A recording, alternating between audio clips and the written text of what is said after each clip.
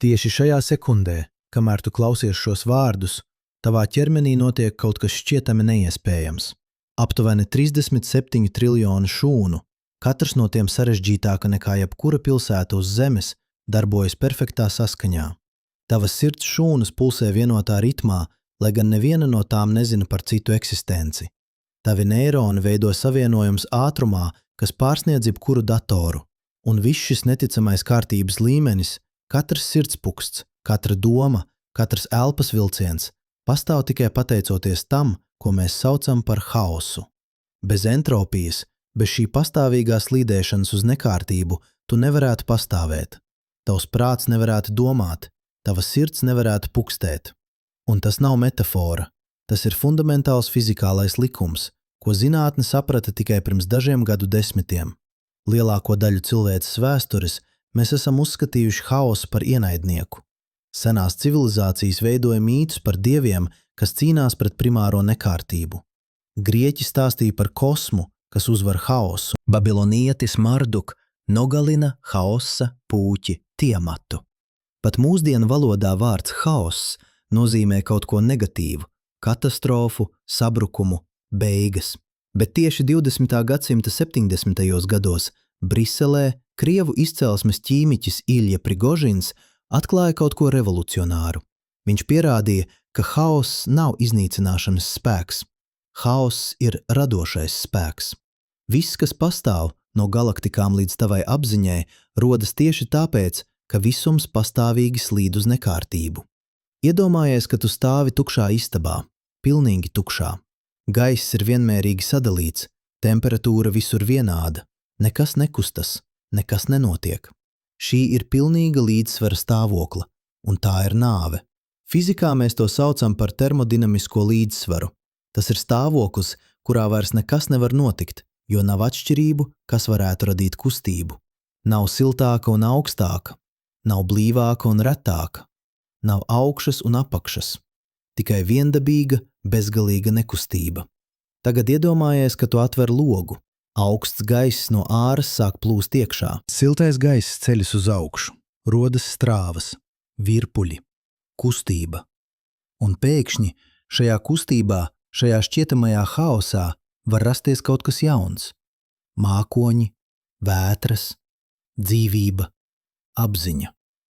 Viss, kas pastāv tikai tāpēc, ka visums nav līdzsvarā. Mēs dzīvojam uz enerģijas krituma. Mēs esam viļņi uz entropijas straumes. Un tas ir skaisti. Prigožins nosauca šīs struktūras par disipātīvām struktūrām. Vārds nāk no latīņu dissipere – izkliedēt. Šīs ir struktūras, kas pastāv, pastāvīgi izkliedējot enerģiju. Tās ir tālu no līdzsvara. Tās ir nestabilas. Bet tieši šī nestabilitāte ļauj tām būt sarežģītām, ļauj tām būt dzīvām, ļauj tām būt radošām. Viņš saņēma Nobela prēmiju ķīmijā 1977. gadā par šo atklājumu, bet patiesībā viņš atklāja kaut ko daudz lielāku nekā ķīmija.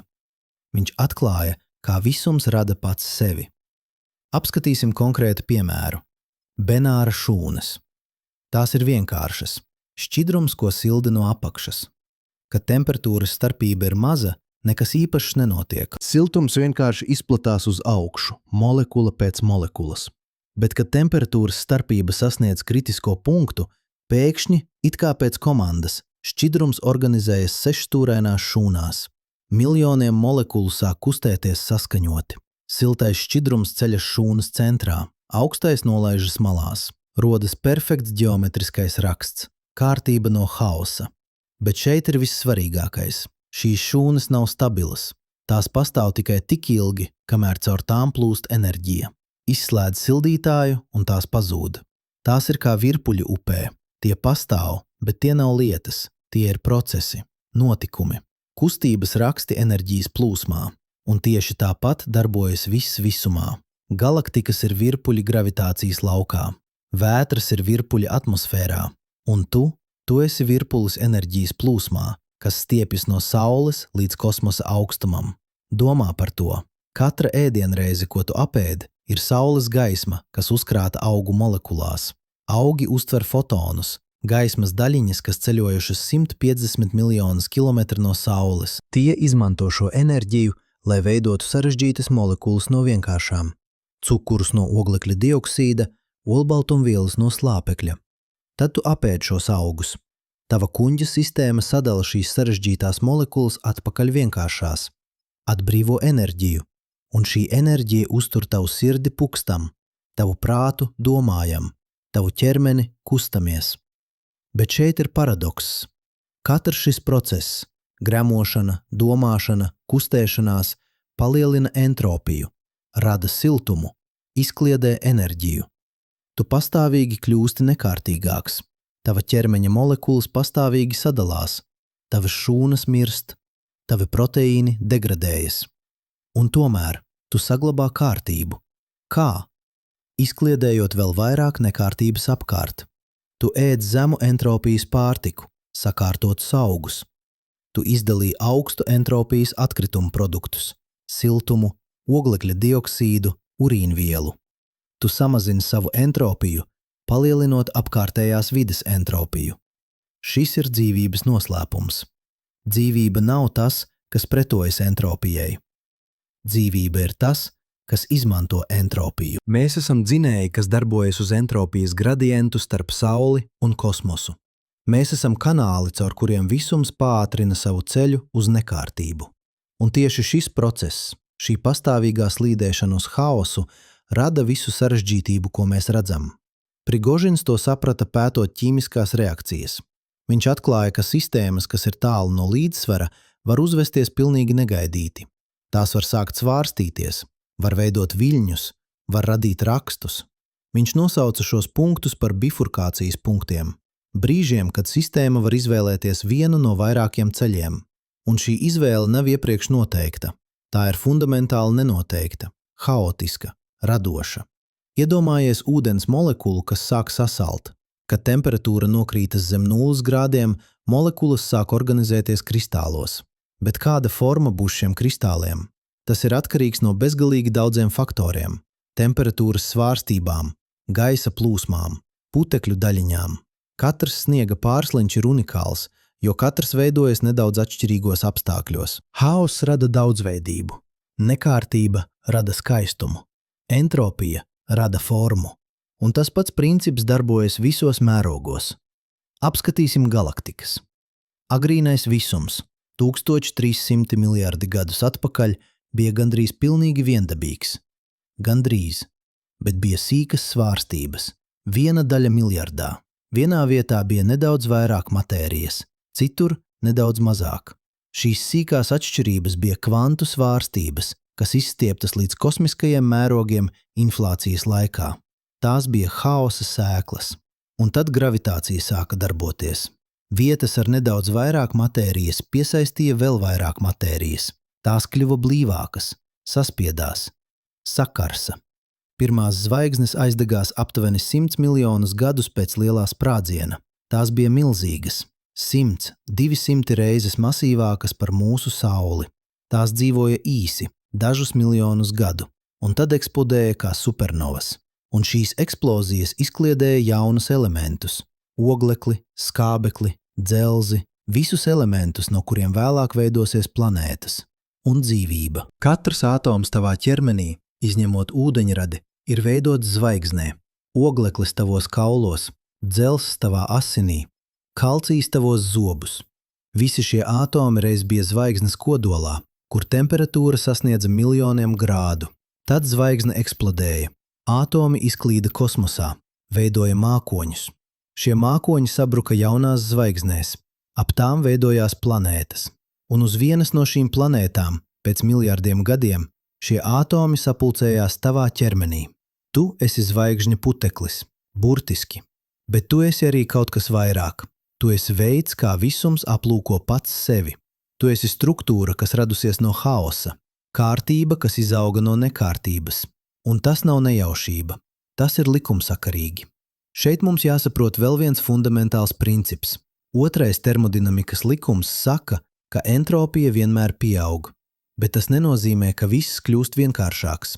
Tas nozīmē, ka kopējā nekārtība pieaug, bet lokāli, mazās sistēmas daļās, var rasties kārtība, var rasties sarežģītība, var rasties dzīvība. Ar vienu nosacījumu – šīm sistēmām jābūt atvērtām. Tām jāapmainās ar enerģiju un vielu ar apkārtējo vidi. Slēgta sistēma vienmēr degradējas.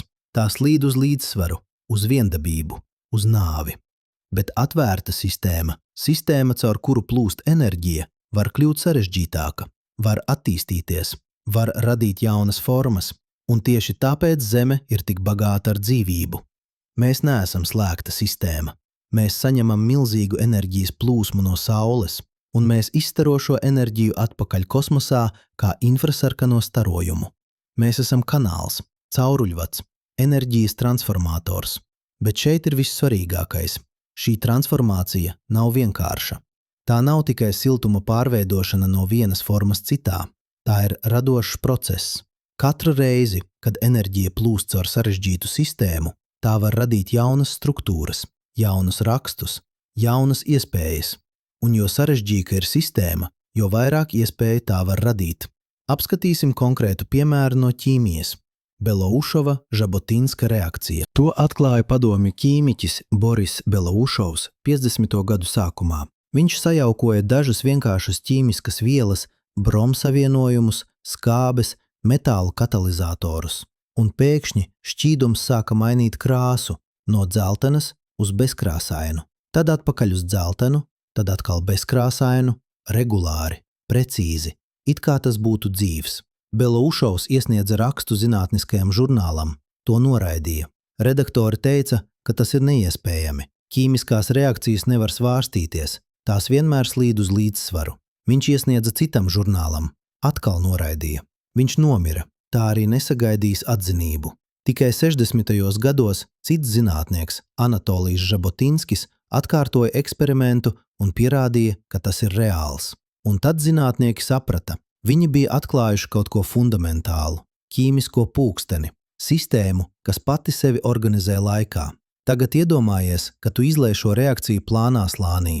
Pēkšņi parādās ne tikai laika raksti, bet arī telpas raksti, spirāles, viļņi, koncentriskas riņķa līnijas, kas izplatās kā viļņi uz ūdens. Un neviens tos neprogrammē, neviens tos nevada. Tie vienkārši rodas, spontāni, no haosa. Šīs ir pašorganizējošās sistēmas, un tās ir visur. Tavā sirdī ir šūnas, kas spontāni sāk pulsēt, kad tās sasniedz noteiktu lielumu. Tās sinhronizējas ar kaimiņu šūnām, veido viļņus, kas izplatās pa sirds muskuli. Tavā smadzenēs miljardi neironu spontāni sinhronizējas, radot smadzeņu viļņus. Alfa viļņus, kad tu esi mierīgs, beta viļņus, kad tu koncentrējies. Šie viļņi nav programmēti. Tie rodas spontāni no mijiedarbības starp miljoniem šūnu. Un tas pats princips darbojas dabā. Putnu bari, zivju spieti, skudru kolonijas. Neviens neprogrammē šos rakstus. Nav vadītāja, nav plāna. Katrs indivīds seko vienkāršiem noteikumiem, lido tajā pašā virzienā kā kaimiņi, uzturi noteiktu attālumu, izvairies no sadursmēm. Un no šiem vienkāršajiem noteikumiem rodas sarežģīti skaisti raksti. Putnu bari, kas plūst kā šķidrums, zivju spieti, kas kustās kā viens organisms. Šeit mēs saskaramies ar vēl vienu fundamentālu principu – emerģenci. Tas ir brīdis, kad sistēma iegūst īpašības, kas nepiemīt tās atsevišķām daļām. Ūdens molekula nav slapja, bet miljards ūdens molekulu kopā veido šķidrumu, kas ir slapjš. Viens neirons nevar domāt, bet miljards neironu kopā rada apziņu. Viena skudra ir gandrīz pilnīgi stulba, bet miljonus skudru kopā veido koloniju, kas var atrisināt sarežģītas problēmas, būvēt tiltu pār upi, audzēt sēnes, vest karu pret citām kolonijām. Un vissvarīgākais, šīs emerģentās īpašības nav reducējamas. Tu nevari saprast ūdens slapjumu, pētot atsevišķas molekulas. Tu nevari saprast apziņu, pētot atsevišķus neironus. Vesums ir vairāk nekā tā daļu summa, daudz vairāk. Un šis vairāk rodas no mijiedarbības, no savienojumiem, no tīkla struktūras. Tagad apskatīsim vēl lielāku mērogu – planētu Zemi kā veselu sistēmu. 70. gados britu zinātnieks James Lovelocks ierosināja Gajas hipotēzi. Viņš apgalvoja, ka Zeme uzvedas kā dzīvs organisms, ka dzīvība nevienkārši pielāgojas videi. Dzīvība aktīvi veido vidi, regulē temperatūru, uztur atmosfēras sastālu, rada apstākļus, kas ir labvēlīgi dzīvībai. Sākumā šo ideju uzskatīja par mistisku, par zinātnē neatbilstošu, bet tad zinātnieki sāka atrast pierādījumus. Piemēram, Zemes temperatūra ir palikusi relatīvi stabila pēdējos 3,5 miljardus gadus, lai gan Saules spilgtums šajā laikā ir palielinājies par 30%. Kā tas ir iespējams? Dzīvība regulē oglekļa dioksīda līmeni atmosfērā. Kad kļūst siltāks, augu augšana pātrinās. Tie absorbē vairāk CO2. Tas samazina siltumnīcas efektu, temperatūra nokrītas. Kad kļūst augstāks, process apvēršas. Vai tas nozīmē, ka Zeme ir apzinīga? Nē, bet tas nozīmē, ka Zeme ir pašregulējoša sistēma, disipātīva struktūra planetārā mērogā, sistēma, kas uztur sevi tālu no līdzsvara, pastāvīgi apmainoties ar enerģiju ar kosmosu. Un šī sistēma ir radusies spontāni, nav bijis plāna, nav bijis projektētāja. Vienkārši miljardi miedarbības starp dzīvajiem organismiem un vidi ir radījuši sistēmu, kas uztur pati sevi. Un šeit mēs nonākam pie kaut kā patiesi dziļa. Dzīvība nav nejaušība. Dzīvība nav brīnums. Dzīvība ir dabiska sekas no fizikālajiem likumiem. Kad ir enerģijas gradients, starpība starp augstu un zemu enerģiju, sistēmas spontāni organizējas, lai izmantotu šo gradientu. Tās kļūst sarežģītākas, efektīvākas, daudzveidīgākas un galu galā dzīvas. Bet kā tieši haoss rada formas? Kā no pilnīgas nekārtības var rasties struktūra, kas atkārtojas visos mērogos, no mākoņiem līdz krastlīnijai, no asinsvadiem līdz galaktikām? Atbildi slēpjas matemātikā, ko zinātnieki atklāja tikai pagājušā gadsimta 80. gados. Un šī matemātika mainīja mūsu izpratni par visu, no laika prognozes līdz akciju tirgumu, no sirds ritma līdz apziņas darbībai. Iedomājies, ka tu mēģini izmērīt Lielbritānijas krastlīnijas garumu.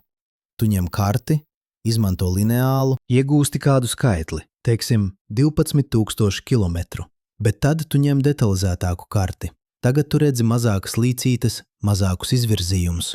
Garums palielinās, varbūt līdz 15,000. Tad tu dodies uz vietas, staigā gar krastu, apē katru akmeni, katru iežu. Garums turpina pieaugt. Un ja tu mērītu ap katru smilts graudiņu, ap katru molekulu, garums kļūtu bezgalīgs. Šo paradoksu pirmo reizi aprakstīja britu zinātnieks Louis Freys Richardsons 20. gadu sākumā, bet tikai 63. gadā franču matemātiķis Benoît Mandelbrots saprata, ko tas patiesībā nozīmē. Viņš saprata, ka krastlīnija nav viendimensionāla līnija, tā nav arī divdimensionāla virsma, tā ir kaut kas pa vidu. Tās dimensija ir aptuveni 1,26. Daļēja dimensija – fraktāls. Mandelbrots radīja jaunu matemātikas nozari – fraktālo ģeometriju, un viņš atklāja, ka daba ir pilna ar fraktāliem.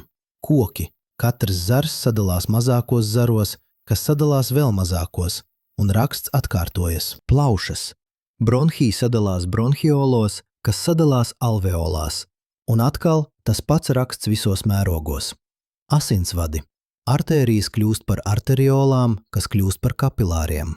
Kalnu grēdas, mākoņi, upes sistēmas. Visur pašlīdzība. Struktūra, kas atkārtojas bezgalīgi. Bet kāpēc? Kāpēc daba izmanto fraktālus? Atbilde ir efektivitāte. Iedomājies, ka tev jāizveido sistēma, kas piegādā skābekli katrai šūnai tavā ķermenī. 37 triljoniem šūnu.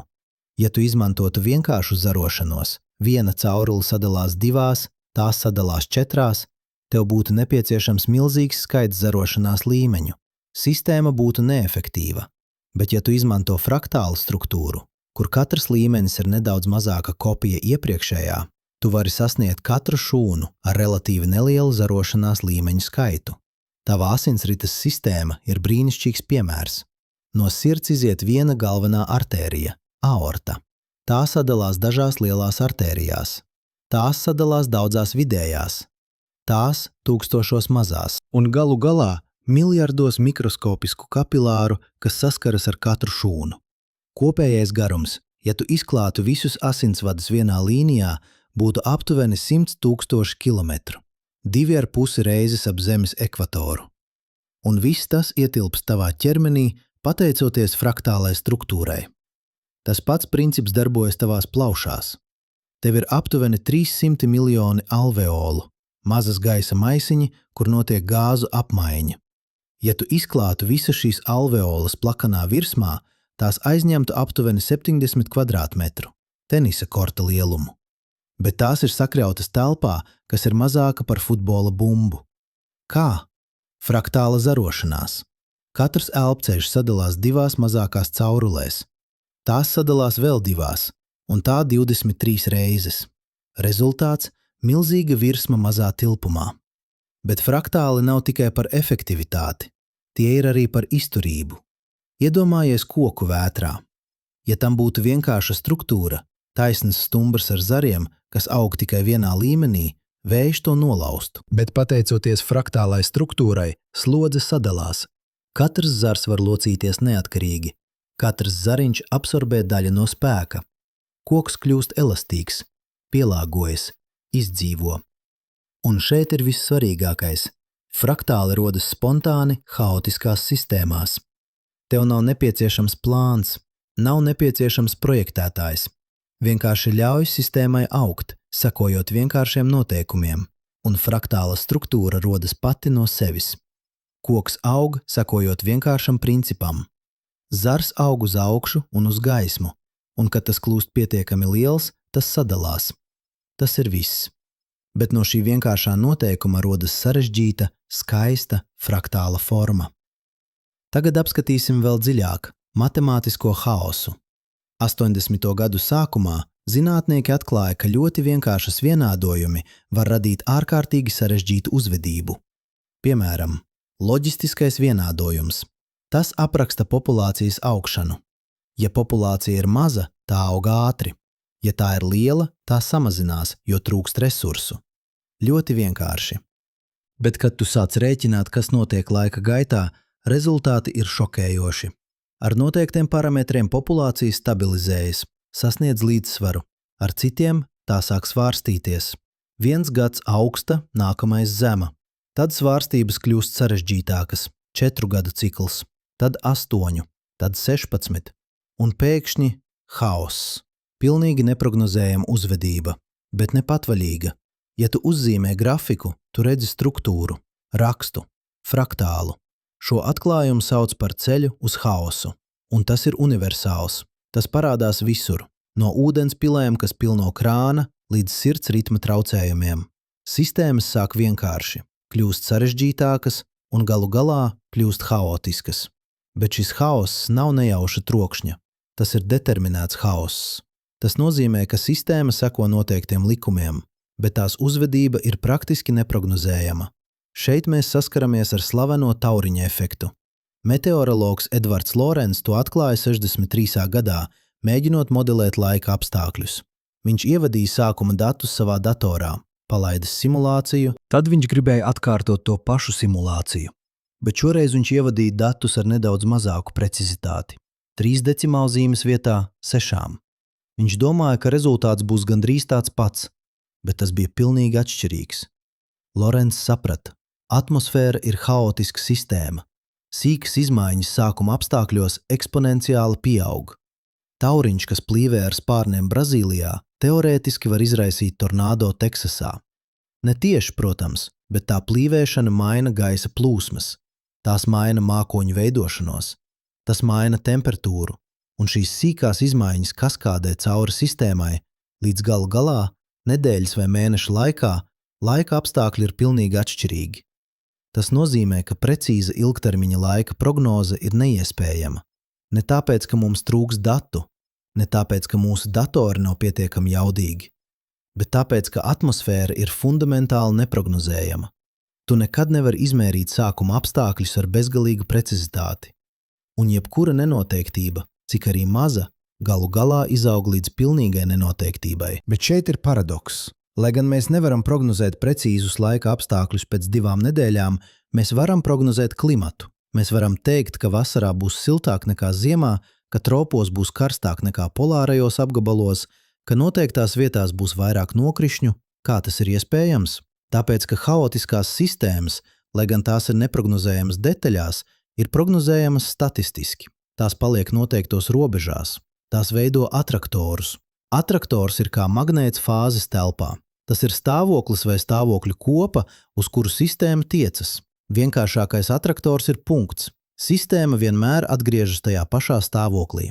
Piemēram, svārsts ar berzi. Neatkarīgi no tā, kā tu to palaidi, tas galu galā apstāsies apakšā. Sarežģītāks atraktors ir cikls. Sistēma atkārto to pašu secību. Piemēram, planētas orbīta. Zeme vienmēr atgriežas tajā pašā vietā pēc 365 dienām. Bet haotiskām sistēmām ir dīvaini atraktori. Tie nav punkti, tie nav cikli, tie ir fraktālas struktūras fāzes telpā. Sistēma nekad neatgriežas precīzi tajā pašā stāvoklī, bet tā vienmēr paliek noteiktā rajonā. Tā veido sarežģītus rakstus, spirāles, cilpas, bezgalīgi sarežģītas trajektorijas, kas nekad nekrustojas, bet aizpilda telpu ar fraktālu blīvumu. Lorentz atraktors ir slavenākais piemērs. Tas izskatās kā tauriņš, divas cilpas, kas savienotas centrā. Sistēma riņķo ap vienu cilpu, tad pēkšņi pārslēdzas uz otru. Cik ilgi tā paliks katrā cilpā? Neprognozējami, bet tā vienmēr paliks šajā tauriņa formā, nekad neizies ārpus tās. Un šī forma ir fraktāla. Ja tu pietuvini jebkuru tās daļu, tu redzi līdzīgu struktūru. Bezgalīgi. Un šeit mēs nonākam pie kaut kā patiesi dziļa. Haoss nav pretstatā kārtībai. Haoss ir īpašs kārtības veids. Tas ir kārtība, kas pastāv vairākos līmeņos vienlaikus. Makro līmenī – statistiska prognozējamība, mikro līmenī – pilnīga nenoteiktība, un starp tiem – bezgalīgi daudz mērogu, katrā no tiem ar savu struktūru, savu rakstu, savu skaistumu. Apskatīsim konkrētu piemēru no bioloģijas. Sirds ritms. Vesela sirds nedarbojas kā pulkstenis. Tā nav perfekti regulāra. Starp sitieniem ir sīkas variācijas. Dažreiz intervāls ir nedaudz īsāks, dažreiz nedaudz garāks. Un šīs variācijas nav nejauša trokšņa. Tās ir haotiskas. Tās veido fraktālu rakstu. Faktiski pētījumi rāda, ka veselīga sirds ritms ir haotiskāks nekā slima. Kad sirds zaudē šo haotisko variabilitāti, kad tā kļūst pārāk regulāra, tas ir brīdinājuma signāls. Tas nozīmē, ka sirds ir zaudējusi spēju pielāgoties, zaudējusi elastību, kļuvusi trausla. Un tas ir pretrunā ar mūsu intuitīvo izpratni. Mēs domājam, ka veselība nozīmē regularitāti, bet patiesībā veselība nozīmē kontrolētu haosu, spēju mainīties, pielāgoties, atbildēt uz mainīgajiem apstākļiem. Tas pats princips darbojas smadzenēs. Tavs smadzeņu ritms nav konstants. Tas mainās atkarībā no tā, ko tu dari. Kad tu guli, dominē lēnie delta viļņi. Kad tu pamosties, bet esi mierīgs, parādās alfa viļņi. Kad tu koncentrējies, aktivizējās beta viļņi. Kad tu esi dziļā meditācijā vai radošā plūsmā, var parādīties gamma viļņi. Un visi šie viļņi pastāv vienlaikus, dažādās smadzeņu daļās, dažādos līmeņos. Bet šeit ir vissvarīgākais. Šie viļņi nav neatkarīgi. Tie miedarbojas, sinhronizējas, veido sarežģītus rakstus, un no šiem rakstiem rodas apziņa. Tava spēja domāt, just, atcerēties, plānot, radīt. Apziņa nav lieta, tā nav vieta, tā ir process, raksts. Haotiska deja starp miljardiem neironu, kas pastāvīgi mainās, bet saglabā noteiktu struktūru. Un šī struktūra ir fraktāla. Pētījumi rāda, ka smadzeņu tīkls ir organizēts fraktāli. Ir daži lieli mezgli, smadzeņu apgabali, kas ir savienoti ar daudziem citiem. Un ir daudz mazāku mezglu, apgabali, kas ir savienoti tikai ar dažiem kaimiņiem. Šī struktūra sauc par bezskalu tīklu, un tā ir ārkārtīgi efektīva. Informācija var izplatīties ātri caur lieliem mezgliem, bet vienlaikus tīkls ir izturīgs. Ja viens mezgls tiek bojāts, informācija var atrast alternatīvus ceļus. Šis pats princips, bezskalu tīkli, parādās visur – internetā, sociālajos tīklos, proteīnu miedarbības tīklos šūnā, pārtikas ķēdēs, ekosistēmās. Visur daži lieli mezgli un daudz mazu. Visur fraktāla struktūra. Un visur šī struktūra rodas spontāni. Nav centrālā plānotāja. nav arhitekta. Vienkārši sistēma aug, sekojot vienkāršiem noteikumiem, un fraktāla struktūra rodas pati no sevis. Bet kāpēc? Kāpēc daba tik bieži izmanto fraktālus? Atbilde ir robustums un efektivitāte. Fraktāla struktūra ir izturīga pret bojājumiem. Ja tu iznīcini daļu no fraktāla, atlikušā daļa joprojām ir fraktāls. Tas saglabā savu funkcionalitāti. Un vienlaikus fraktāla struktūra ir efektīva. Tā maksimizē virsmu minimālā tilpumā, maksimizē savienojumus minimālā materiālā, maksimizē informācijas plūsmu minimālā enerģijā. Apskatīsim vēl vienu piemēru – mežu. Ja tu skatītos uz mežu no augšas, tu redzētu, ka koki nav izvietoti vienmērīgi. Ir blīvi apgabali un reti apgabali, ir lieli koki un mazi koki. Un šis sadalījums nav nejauša. Tas ir fraktāls. Ir daži ļoti lieli koki, dominanti, kas aizņem lielu telpu, un ir daudz mazu koku. Tie, kas aug ēnā, gaida savu iespēju. Šī struktūra rodas no konkurences par gaismu. Katrs koks cenšas augt augstāk, izplatīt savus zarus plašāk, bet vienlaikus katrs koks rada ēnu, un šī ēna ietekmē citus kokus. Rezultāts – pašorganizējoša struktūra. Fraktāls raksts, kas maksimizē gaismas izmantošanu visam mežam kopumā. Un šeit mēs redzam vēl vienu fundamentālu principu. Konkurence rada sadarbību. Katrs koks konkurē par resursiem, bet kopumā meža struktūra kļūst efektīvāka. Mežs kā vesums absorbē vairāk gaismas, ražo vairāk biomasas, uztur vairāk sugu.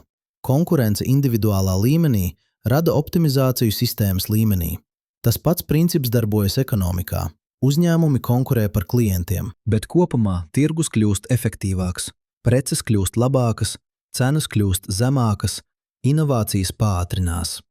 Un atkal, šī optimizācija nav plānota. Tā rodas spontāni no miljardiem individuālu lēmumu, no haosa. Bet šeit ir brīdinājums.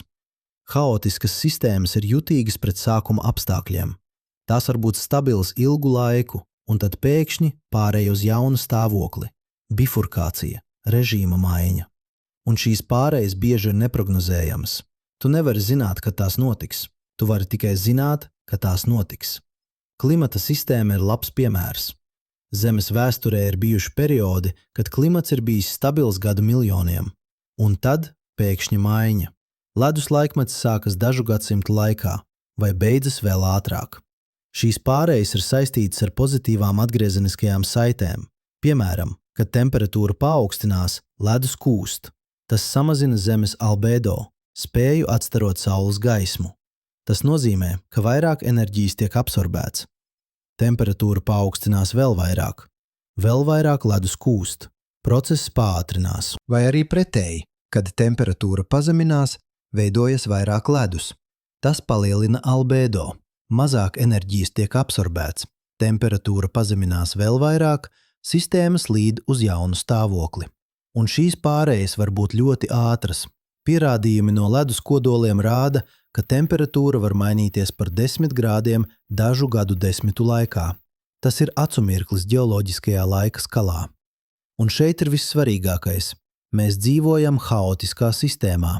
Klimats ir haotisks, ekonomika ir haotiska, sabiedrība ir haotiska.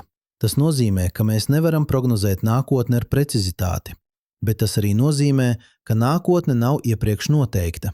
Tā ir atvērta. Mūsu izvēles ir svarīgas. Sīkas izmaiņas tagad var radīt lielas sekas nākotnē.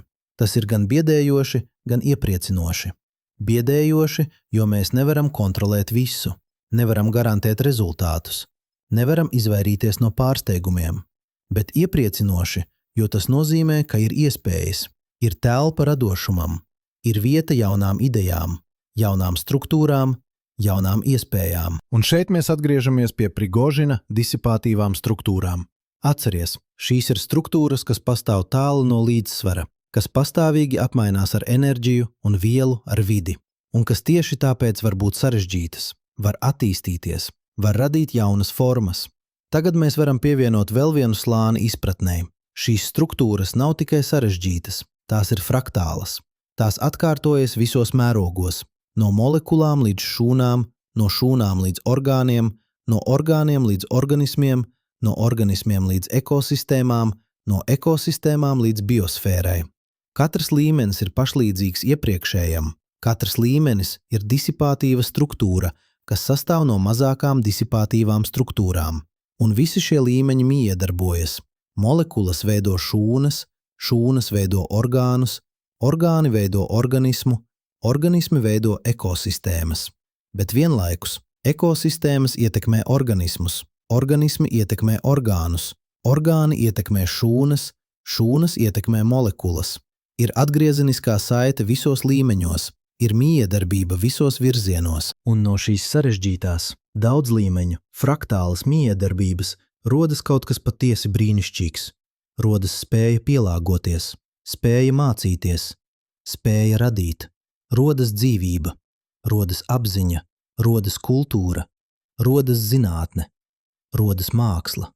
Viss, kas padara cilvēci unikālu, rodas no haosa, no entropijas, no pastāvīgās slīdēšanas uz nekārtību. Bet šī slīdēšana nav vienkārša degradācija, tā ir radoša transformācija. Katru reizi, kad enerģija plūst caur sarežģītu sistēmu, ir iespēja radīt kaut ko jaunu, jaunu struktūru, jaunu rakstu, jaunu līmeni organizācijas.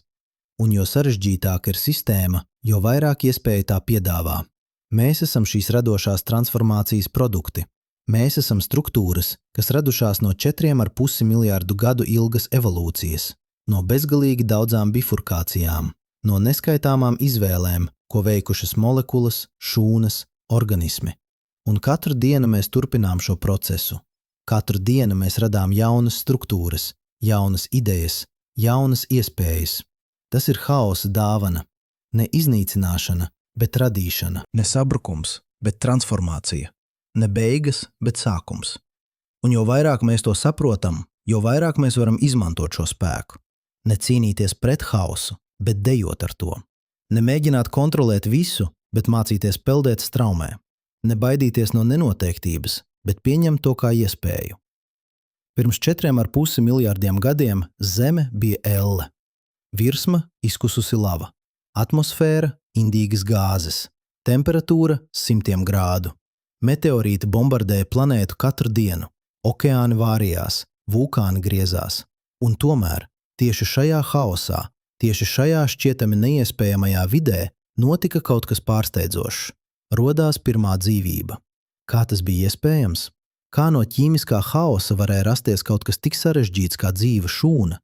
Atbilde slēpjas procesā, ko zinātnieki sauc par ķīmisko evolūciju. Un tas sākās ar vienkāršākajām molekulām. Ūdeni, metānu, amoniaku, ūdeņraža cianīdu.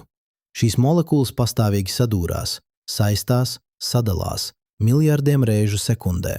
Lielākā daļa šo reakciju neko interesantu nerada, bet dažreiz, ļoti reti, rodas kaut kas īpašs. Iedomājies baseinu pie hidrotermālā avota okeāna dibenā. Karsts ūdens, bagāts ar minerāliem, šļācas no zemes dzīlēm. Satiekas ar augsto okeāna ūdeni, temperatūras gradients, ķīmiskais gradients, enerģijas plūsma. Tieši tādi apstākļi, kur var veidoties disipātīvas struktūras. Un pēkšņi, pēc miljoniem gadiem nejauša meklēšana, rodas molekula, kas var darīt kaut ko īpašu. Tā var veidot savu kopiju. Šī pirmā replikators visticamāk nebija DNS. Tas bija kaut kas vienkāršāks. Varbūt RNS molekula.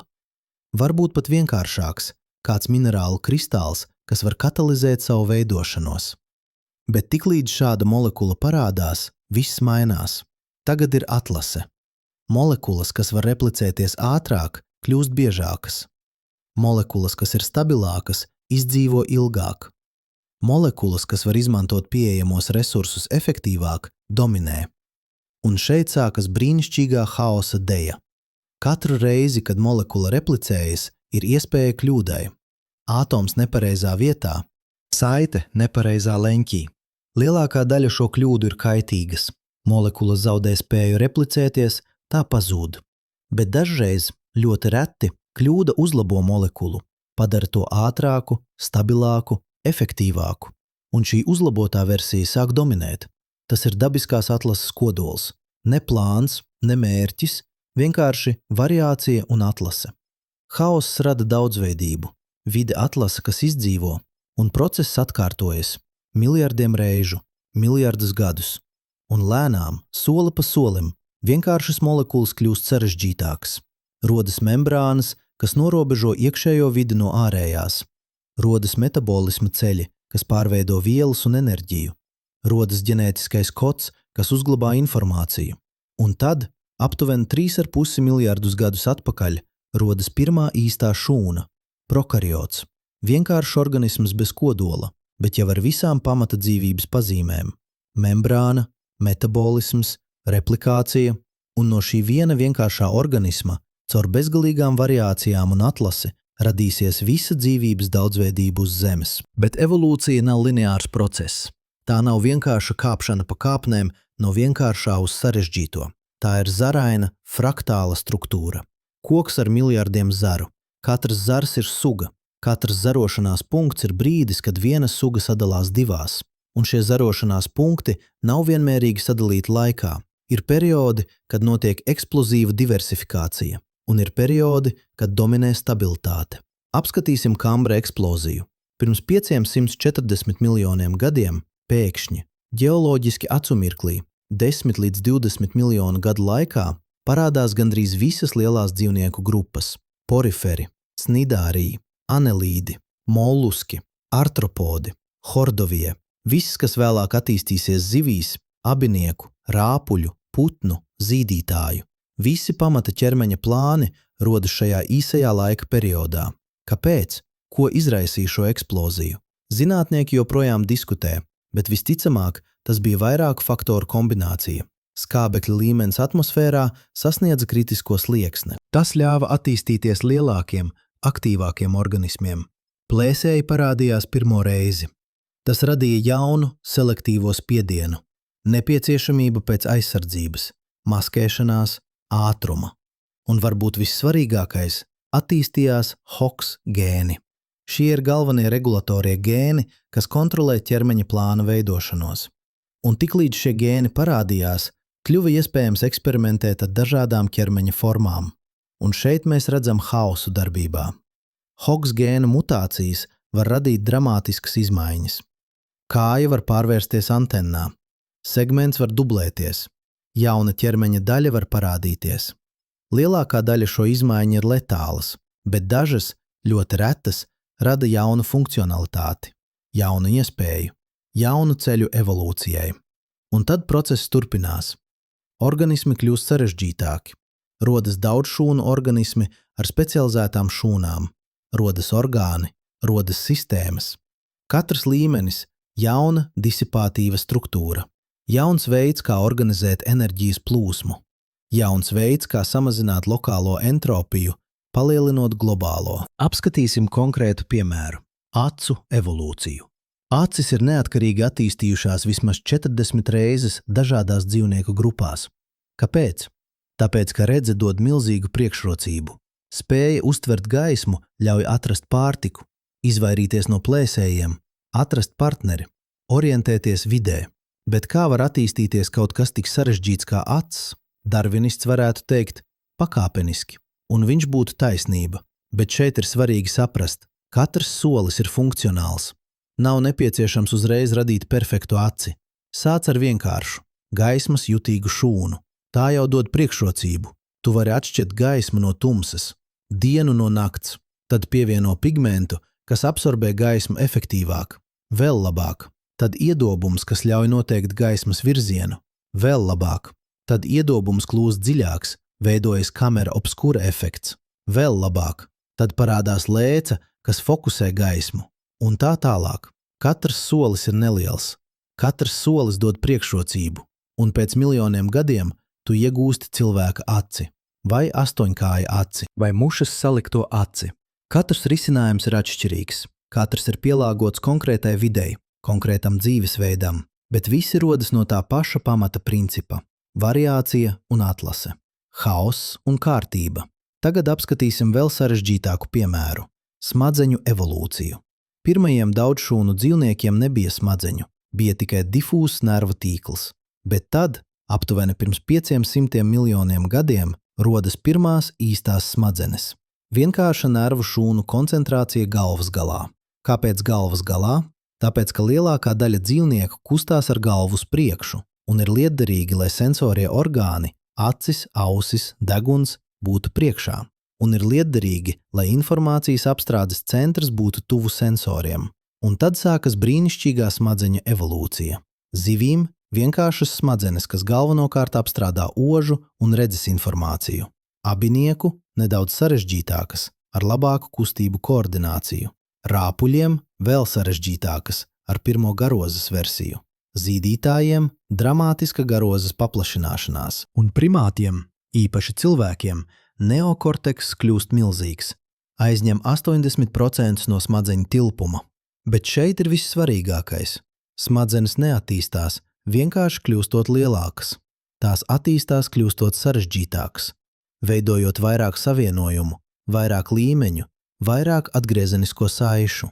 Un šī sarežģītība rodas no tā paša principa – fraktāla organizācija. Smadzenes ir tīkls no tīkliem. Katrs līmenis apstrādā informāciju, katrs līmenis sūta signālus uz augšu un uz leju.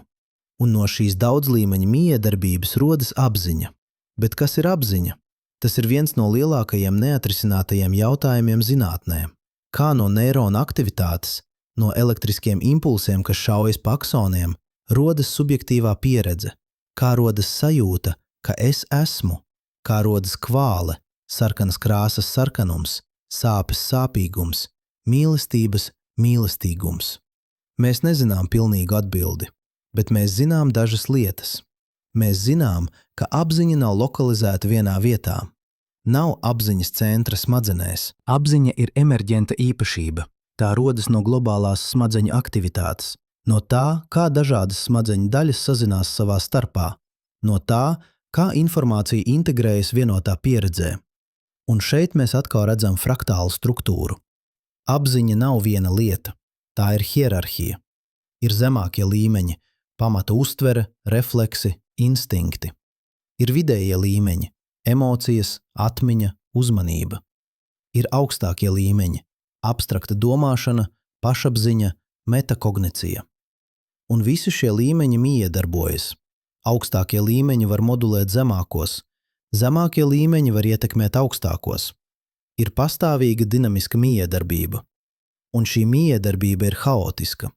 Tava domāšana nav lineāra, tā lēkā no vienas idejas uz citu, veido asociācijas, atrod neparastas sakarības. Un tieši šī haotiskā daba padara tavu prātu radošu. Ja tava domāšana būtu pilnīgi paredzama, ja tā vienmēr sekotu tiem pašiem ceļiem, tu nevarētu radīt neko jaunu. Bet tāpēc, ka tava domāšana ir haotiska, tā var atrast jaunas risinājumus, jaunas perspektīvas, jaunas iespējas. Apskatīsim radošo procesu. Kad tu mēģini atrisināt problēmu, tu sāc ar to, ko tu zini. Izmēģini standarta pieejas, bet ja tās nedarbojas, tavam prātam jākļūst haotiskākam, jāpārtrauc sekot ierastajiem ceļiem, jāsāk eksperimentēt, un bieži vien risinājums nāk negaidīti. Pēkšņa atziņa. Aha, moments. Grieķi to sauca par eureka. Mēs to saucam par intuīciju, bet patiesībā tas ir tavs haotiskais prāts, kas ir atradis jaunu rakstu, jaunu savienojumu starp idejām, kas iepriekš šķita nesaistītas. Un šis process nav ierobežots ar individuālo prātu. Tas darbojas arī kolektīvā līmenī. Cilvēku kultūra ir milzīga disipātīva struktūra. Tā pastāvīgi apmainoties ar informāciju. Idejas izplatās no cilvēku uz cilvēku, mutējas, kombinējas, rada jaunas idejas un labākās idejas, tās, kas ir noderīgākas, pievilcīgākas, vieglāk atceramas, izplatās ātrāk, dominē, kļūst par kultūras daļu. Šis ir memētiskās evolūcijas princips. Idejas attīstās līdzīgi kā gēni. Ir variācija. Katrs cilvēks nedaudz maina ideju, kad viņš to nodod tālāk. Ir atlase. Dažas idejas izplatās, citas nē. Un ir mantošana. Idejas tiek nodotas no paaudzes paaudzē. Rezultāts – kultūras evolūcija. Valodas attīstās, tehnoloģijas uzlabojas, zinātne progresē, māksla transformējas. Un šī evolūcija ir eksponenciāla. Pirmajiem cilvēkiem vajadzēja 100 000 gadus, lai attīstītu pamata rīkus, akmens cirvjus, šķēpus, uguni. Tad 10 000 gadus, lai attīstītu lauksaimniecību. Tad 1000 gadus, lai attīstītu rakstību, matemātiku, zinātni. Tad 100 gadus, lai attīstītu industriālo revolūciju. Tad 10 gadus, lai attīstītu datorus. Un tagad gadi, lai attīstītu mākslīgo intelektu. Kāpēc šis pātrinājums? Tāpēc, ka katrs jauns atklājums rada platformu nākamajiem atklājumiem. Rakstība ļauj uzkrāt zināšanas, druka ļauj tās izplatīt, zinātne ļauj tās sistemātiski paplašināt, datori ļauj tās apstrādāt ātrumā, kas nebija iespējams iepriekš. Katrs solis padara nākamo soli vieglāku, ātrāku, jaudīgāku. Un šeit mēs nonākam pie kaut kā patiesi dziļa. Mēs esam daļa no procesa, kas ir daudz lielāks par mums. Mēs neesam evolūcijas beigu punkts. Mēs esam starpposms, tilts starp bioloģisko evolūciju un kaut ko jaunu. Varbūt tehnoloģisko evolūciju, varbūt kaut ko, ko mēs jau nevaram iedomāties. Bet vai tas ir biedējoši? Vai mums jābaidās no šīs nākotnes? Daži cilvēki domā, ka jā. Viņi baidās, ka mākslīgais intelekts mūs aizstās, ka mēs kļūsim novecojuši, neatbilstoši. Bet es domāju, ka šis skatījums ir pārāk šaurs. Tas pieņem, ka evolūcija ir sacensība, ka ir uzvarētāji un zaudētāji. Bet patiesībā evolūcija ir sadarbība, simbioze, integrācija. Apskatīsim, kas notika, kad prokarioti apvienojās ar mitohondrijiem. Pirms aptuveni 2 miljardiem gadiem viena šūna apēda citu, bet tā to nepabeidza sagramot. Tā vietā abas šūnas sāka dzīvot kopā. Mitohondrijas sniedza enerģiju, saimnieks šūna sniedza aizsardzību un resursus. Un no šīs simbiozes radās eikarioti, sarežģītas šūnas ar kodolu, visas augi, visi dzīvnieki, visi sēnes, viss, kas nav baktērija vai arheja. Viss rodas no šīs senās sadarbības. Tas pats princips darbojas visos līmeņos. Tavi zarni ir pilni ar baktērijām, triljoniem baktēriju. Tās nav parazīti, tās ir simbioti. Tās palīdz sagramot pārtiku, sintezē vitamīnus, aizsargā pret patogēniem. Bez tām tu nevarētu izdzīvot, un tās nevarētu izdzīvot bez tevis. Jūs esat viens organisms, holobiots. Un tas pats princips var darboties ar tehnoloģijām. Mēs jau esam kiberģētiski organismi. Mēs izmantojam rīkus, lai paplašinātu savas spējas. Brilles paplašina mūsu redzi, telefoni paplašina mūsu komunikāciju, datori paplašina mūsu domāšanu. Un šīs tehnoloģijas nav ārpus mums. Tās ir mūsu pagarinājumi, mūsu protēzes, mūsu simbioti. Tātad jautājums nav, vai mākslīgais intelekts mūs aizstās. Jautājums ir, kā mēs integrēsimies ar to, kā mēs veidosim jaunu simbiozi, jaunu līmeni organizācijas, jaunu disipātīvu struktūru. Un šeit mēs atgriežamies pie haosa. Nākotne nav iepriekš noteikta. Tā ir atvērta. Ir bezgalīgi daudz iespējamu ceļu, un mūsu izvēles, individuālas un kolektīvas, noteiks, kuru ceļu mēs iesim. Mēs esam bifurkācijas punktā, brīdī, kad sistēma var izvēlēties vienu no vairākiem virzieniem. Un šī izvēle ir fundamentāli nenoteikta, haotiska, radoša. Bet tas nenozīmē, ka mums jābaidās. Gluži pretēji. Tas nozīmē, ka mums ir vara. Vara veidot nākotni.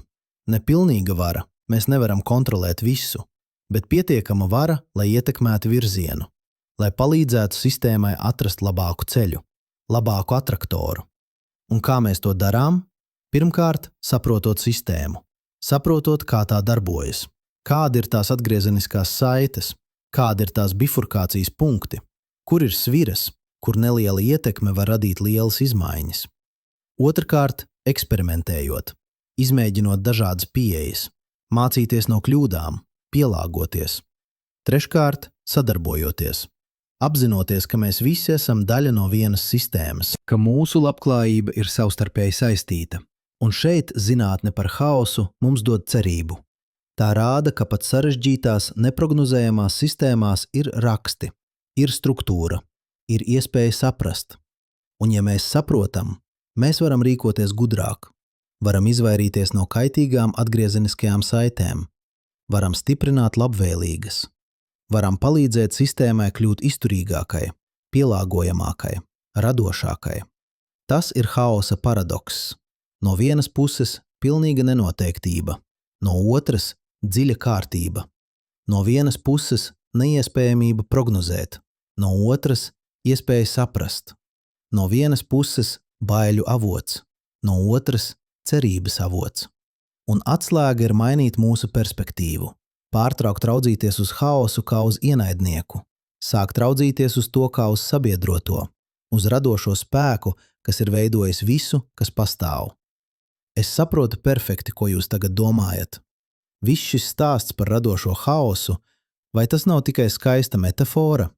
Vai tas nav mēģinājums piešķirt jēgu tam, kas patiesībā ir tikai akls, nejauša process? Un vai es tagad nemēģinu pārdot jums kādu pseidozinātnisku ideju par to, ka viss notiek kāda iemesla dēļ? Atbildēšu godīgi – nē.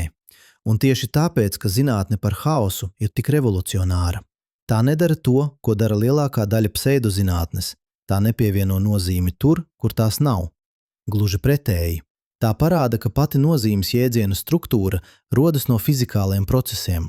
Ka tas, ko mēs saucam par jēgu vai mērķi, nav kaut kas, kas tiek pievienots visumam no ārpuses. Tas ir kaut kas, kas rodas no paša visuma darbības. Bet šeit ir kritisks punkts, un tas ir tas, ko daudzi cilvēki nesaprot. Kad mēs sakām, ka dzīvība izmanto entropiju vai ka evolūcija meklē risinājumus, mēs nerunājam par apzinīgu darbību. Mēs runājam par statistisku neizbēgamību. Kad ir enerģijas gradients, starpības starp augstu un zemu enerģiju, sistēmas, kas efektīvāk izmanto šo gradientu, dabīgi kļūst biežākas.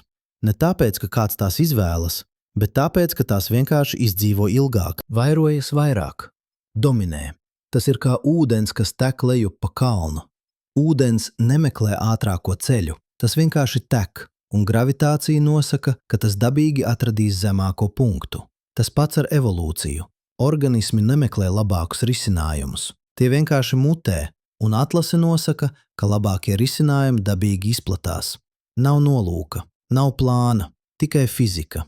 Bet, un šis ir milzīgs bet, no šīs vienkāršās fizikālās neizbēgamības rodas kaut kas pārsteidzošs. Rodas sistēmas, kas var modelēt savu vidi, kas var prognozēt nākotni, kas var izvēlēties starp alternatīvām, kas var radīt jaunas iespējas. Rodas apziņa, un ar apziņu rodas īsts nolūks, īsta izvēle, īsta jēga. Tātad jā, visums sākumā ir bez jēgas, kas ir tikai fizikālie likumi, kas darbojas. Bet šie likumi neizbēgami rada sistēmas, kas rada jēgu. Mēs neesam ārpus visuma, meklējot jēgu tajā. Mēs esam veids, kā visums rada jēgu sevī. Mēs esam visuma pašapziņa. Tā spēja aplūkot pašu sevi un jautāt, kāpēc? Un šeit mēs nonākam pie vissvarīgākā punkta. Zinātne par haosu mums parāda, ka ir fundamentāla atšķirība starp diviem jautājumiem. Pirmais jautājums ir, kā? Kā rodas dzīvība? Kā rodas apziņa? Kā rodas sarežģītība? Un uz šiem jautājumiem zinātne var atbildēt. Mēs saprotam mehānismus, disipātijas struktūras, pašorganizācija, emerģence, fraktāla zarošanās. Mēs saprotam, kā no vienkāršiem likumiem rodas sarežģītas sekas. Bet otrais jautājums ir, kāpēc? Kāpēc pastāv šie likumi? Kāpēc visums ir tāds, kāds tas ir? Un uz šiem jautājumiem zinātne nevar atbildēt. Ne tāpēc, ka zinātne ir nepilnīga, bet tāpēc, ka šie jautājumi ir ārpus zinātnes robežām. Tie ir filozofiski jautājumi, metafiziski jautājumi. Un tas ir labi. Tas nozīmē, ka ir telpa gan zinātnei, gan filozofijai, gan saprašanai, gan brīnīšanās. Bet atgriezīsimies pie tā, ko mēs zinām. Un tas, ko mēs zinām, ir patiesi pārsteidzošs. Mēs zinām, ka tu, tava apziņa, tava personība, tava spēja lasīt šos vārdus un saprast tos, esi tiešs rezultāts no 14 miljardus gadus ilga procesa. Process, kas sākās ar lielo sprādzienu, kas turpinājās ar pirmajām zvaigznēm, kas radīja elementus tavā ķermenī, kas veidoja saules sistēmu, kas radīja dzīvību uz zemes, kas attīstīja daudz šūnu organismus, kas radīja nervu sistēmas, kas attīstīja smadzenes, kas radīja valodu, kultūru, zinātni. Un katrs šis solis nebija nejaušs. Katrs bija statistiski neizbēgams, ņemot vērā fizikālos likumus un sākuma apstākļus. Bet vienlaikus katrs bija unikāls. Ja tu atskaņotu visuma vēsturi no jauna, detaļas būtu atšķirīgas. Varbūt dinozauri nebūtu izmirusi, varbūt cilvēki nebūtu attīstījušies, varbūt apziņa būtu radusies astoņkājiem vai putnu pēctečiem, bet vispārīgais raksts būtu tas pats – vienkāršs uz sarežģītu, haoss uz kārtību, enerģijas gradients uz dzīvību. Un šeit ir viss skaistākais. Mēs varam izmērīt šo procesu. Mēs varam kvantificēt, cik ātri visums rada sarežģītību. Zinātnieki ir aprēķinājuši, ko sauc par brīvās enerģijas blīvuma plūsmas ātrumu, cik daudz enerģijas plūst caur gramu matērijas sekundē, un šis skaitlis ir pieaudzis eksponenciāli visuma vēsturē. Agrīnajās zvaigznēs aptuveni 1 erks uz sekundi uz gramu. Tas ir maz. Zvaigznes ir milzīgas, bet lielākā daļa to masas vienkārši sēž tur, nedarot neko. Tikai kodolā notiek reakcijas. Bet uz Zemes, planētā ar dzīvību, skaitlis ir daudz augstāks. Augu lapā aptuveni 2000 ergu uz sekundu uz gramu. Lapai jāuztver gaisma, jāveic fotosintēze, jātransportē vielas, daudz vairāk enerģijas plūsmas. Bet cilvēka smadzenēs aptuveni 20 000 ergu uz sekundi uz gramu, 10 reizes vairāk nekā lapā, 100 reizes vairāk nekā muskuļos, 1000 reizes vairāk nekā vidēji ķermenī. Tavas smadzenes ir visintensīvākā enerģijas plūsmas vieta, ko mēs zinām visumā. Tās ir haosa dzinējs, entropijas pātrinātājs. Un tieši tāpēc tās var domāt, tieši tāpēc tās var radīt, tieši tāpēc tu vari saprast šos vārdus. Un tagad, ar mūsdienu tehnoloģijām, mēs radām sistēmas ar vēl lielāku enerģijas plūsmas blīvumu, datoru procesori, kvantu datori, mākslīgā intelekta sistēmas. Katrs solis palielina intensitāti, katrs solis pātrina visuma ceļu uz lielāku entropiju, bet vienlaikus katrs solis rada jaunas iespējas, jaunas līmeņus sarežģītības, jaunas formas organizācijas. Un šeit mēs saskaramies ar dziļu patiesību. Visums nav tikai slīdēšana uz nāvi, tas nav tikai degradācija, tas ir radošs process. Katru sekundi visums rada kaut ko jaunu, jaunas struktūras, jaunus rakstus, jaunas iespējas. Un mēs, apzinīgas būtnes, esam daļa no šī procesa. Mēs neesam pasīvi novērotāji, mēs esam aktīvi dalībnieki, mēs esam veids, kā visums pātrina savu radošumu. Bet vai tas nozīmē, ka mums ir kāds kosmisks mērķis, vai mums ir kāda loma lielākajā plānā? Godīgi, mēs nezinām. Varbūt apziņa ir izplatīta visā visumā. Varbūt ir miljardi civilizāciju, katrai ar savu ceļu. Varbūt mēs esam tikai viena no bezgalīgi daudzām eksperimentiem. Vai arī varbūt, un tas ir tikpat iespējams, mēs esam unikāli. Varbūt apziņa jo ārkārtīgi reta. Varbūt mēs esam vienīgie visumā, kas var jautāt šos jautājumus. Un ja tā ir, tad mūsu atbildība ir milzīga. Mēs neesam tikai vērotāji. Mēs esam glabātāji. Mēs esam tie, kas var saprast visumu, kas var novērtēt tā skaistumu, kas var turpināt tā radošo procesu.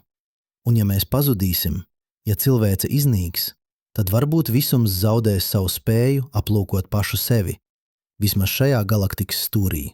Vismaz šajā kosmiskajā laikmetā. Bet es negribu beigt ar bailēm, es gribu beigt ar cerību, jo tas, ko zinātne par haosu mums māca, ir optimistisks.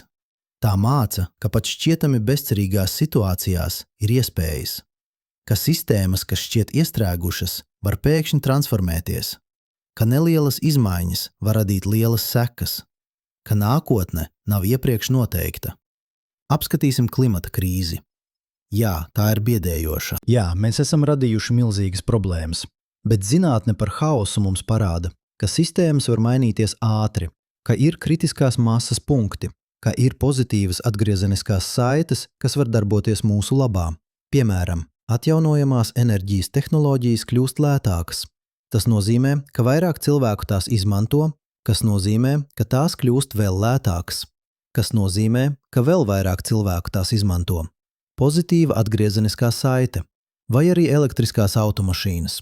Pirms 10 gadiem tās bija dārgas, ar mazu braukšanas attālumu, ar mazu uzlādes staciju. Tagad tās kļūst konkurētspējīgas ar benzīna automašīnām. Braukšanas attālums pieaug, uzlādes infrastruktūra paplašinās, un pēkšņi pārēj pātrinās. Mēs esam bifurkācijas punktā, brīdī, kad sistēma var pārslēgties uz jaunu režīmu. Tas pats ar mākslīgo intelektu. Jā, ir riski. Jā, mums jābūt uzmanīgiem, bet ir arī milzīgas iespējas. Mī var palīdzēt mums atrisināt problēmas, kas šķita neatrisināmas.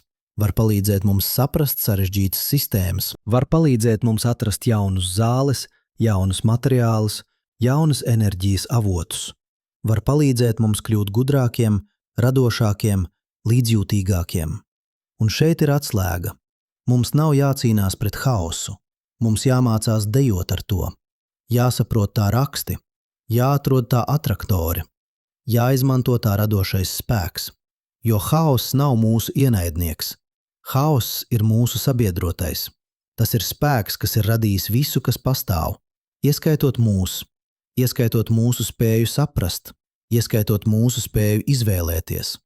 Un šī izvēle, šī fundamentālā brīvība, kas rodas no haosa, ir visskaistākā lieta visumā. Tu neesi tikai fizikālo likumu rezultāts, tu esi arī radošs aģents. Tu vari izvēlēties, vari mainīt, vari radīt, un katru dienu tu veic tūkstošiem izvēļu. Lielākā daļa ir mazas, bet dažas var mainīt visu. Kādu karjeru tu izvēlies, kādas attiecības tu veido, kādas idejas tu atbalsti, kādas vērtības tu aizstāvi. Šīs izvēles nav tikai personiskas, tās ir kosmiskas, jo tu esi daļa no sistēmas, un sistēmā viss ir savienots. Tava izvēle ietekmē citus, viņu izvēles ietekmē vēl citus, un tā tālāk. Kaskāde cauri tīklam, viļņi, kas izplatās cauri cilvēcei, un dažreiz, ļoti reti, viena izvēle var mainīt vēstures gaitu. Viens cilvēks, kas saka nē netaisnībai. Viens zinātnieks, kas atklāja jaunu principu. Viens mākslinieks, kas rada jaunu viziju. Viens skolotājs, kas iedvesmo jauno paudzi. Šie ir bifurkācijas punkti cilvēces vēsturē. Brīži, kad sistēma var izvēlēties jaunu ceļu. Un tu nevari zināt, vai tava izvēle būs viens no šiem punktiem. Tu nevari zināt, kādas sekas būs tavām darbībām. Tas ir haosa būtība, nenoteiktība. Bet tas nenozīmē, ka tavām izvēlēm nav nozīmes. Gluži pretēji. Tas nozīmē, ka tām ir milzīga nozīme. Jo tieši tāpēc, ka nākotne nav iepriekš noteikta, tieši tāpēc, ka ir nenoteiktība, tieši tāpēc tavām izvēlēm ir vara. Un šeit mēs nonākam pie galvenās transformācijas, ko zinātne par haosu piedāvā. Tā maina mūsu attiecības ar nenoteiktību. Lielāko daļu cilvēces vēstures mēs esam baidījušies no nenoteiktības.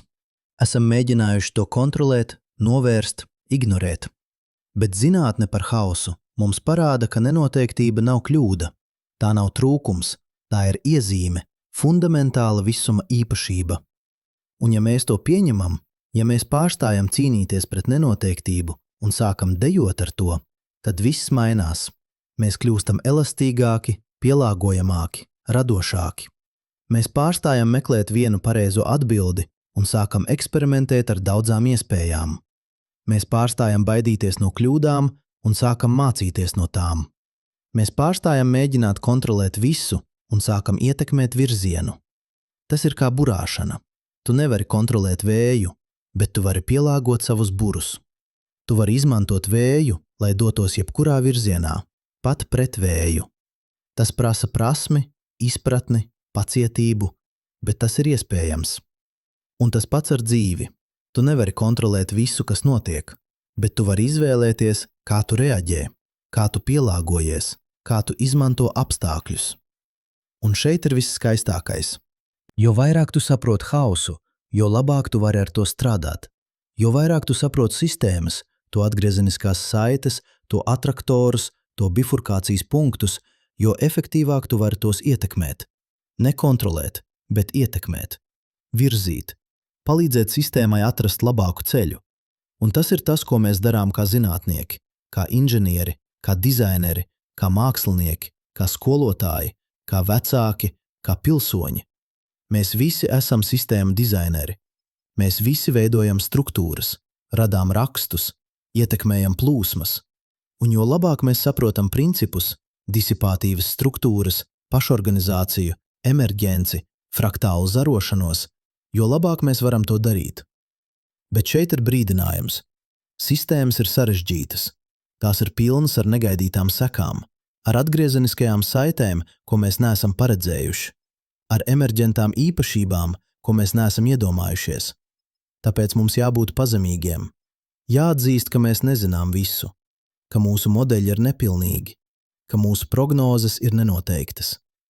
Bet tas nenozīmē, ka mums nevajadzētu mēģināt. Gluži pretēji. Tas nozīmē, ka mums jāmēģina gudrāk, jāeksperimentē mazākā mērogā, jānovēro rezultāti, jāmācās, jāpielāgojas, jāatkārto. Tas ir iteratīvs process, tas ir evolūcijas process, variācija un atlase, haoss un kārtība. Un galu galā tas ir tas, ko zinātne par haosu mums māca, ka visums ir radošs process, ka sarežģītība rodas no vienkāršības, ka kārtība rodas no haosa, ka dzīvība rodas no fizikālajiem likumiem, ka apziņa rodas no matērijas, ka jēga rodas no procesiem, un ka mēs, apzinīgas būtnes, esam daļa no šī procesa. Mēs neesam ārpus visuma. Mēs esam visuma veids, kā radīt pašam sevi, un tas ir gan pazemīgi, gan iepriecinoši. Pazemīgi, jo mēs neesam īpaši. Mēs esam tikai viena no bezgalīgi daudzām struktūrām, ko visums ir radījis. Bet iepriecinoši, jo mēs esam unikāli. Mēs esam vienīgā struktūra, ko mēs zinām, kas var saprast visumu, kas var novērtēt tā skaistumu, kas var turpināt tā radošo procesu ar apziņu, ar nodomu, ar mīlestību. Un tas, šī spēja mīlēt, radīt, saprast, tas viss rodas no haosa, no entropijas, no pastāvīgās slīdēšanas uz nekārtību. Bez tās nebūtu enerģijas plūsmas, bez enerģijas plūsmas nebūtu disipātīvas struktūras, bez disipātīvām struktūrām nebūtu dzīvības, bez dzīvības nebūtu apziņas, bez apziņas nebūtu mīlestības. Tātad nākamreiz, kad tu jūti, ka viss ir haotisks, ka dzīve ir pārāk sarežģīta, pārāk nenoteikta, pārāk nekontrolējama, atceries, šis haoss nav tavs ienaidnieks, tas ir tavs radītājs, tas ir spēks, kas ir veidojis tevi, kas uztur tevi dzīvu, kas padara tevi radošu. Un ja tu mācies dejot ar to, ja tu pieņem nenoteiktību, izmanto iespējas, mācies no kļūdām, tad tu kļūsti par to, kas tu patiešām esi. Radošs aģents, visuma pašapziņa, haosa bērns. Bet tagad, pēc visa, ko mēs esam izpētījuši, mums jāuzdod dziļāks jautājums. Jautājums, kas ved mūs ārpus zinātnes, iekšā filozofijā. Ja viss, kas pastāv, no galaktikām līdz tavai apziņai, rodas no haosa, tad kas īsti ir realitāte? Vai visums ir kārtība, kas cīnās pret haosu? Vai tas ir haoss, kas rada kārtību?